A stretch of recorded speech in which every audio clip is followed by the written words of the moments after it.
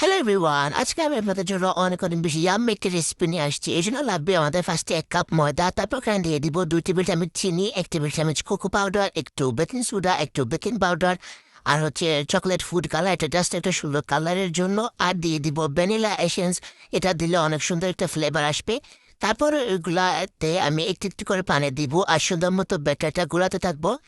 তো এখানে চাইলে পানির বদলা লিকুইড দুধও ইউজ করতে পারেন। তো তারপরে কিছুক্ষণ গুটাগুটি করলেই হয়ে যাবে আমাদের বেটার। এখন জাস্ট খালি একটা প্যানের মধ্যে হালকা একটু তেল ব্রাশ করে তারপর ওখানের মধ্যে আমরা একদমই পাতলা করে ও চকলেটের যে বেটারটা বানিয়েছিলাম ওইটা দিয়ে দিব কিছুটা।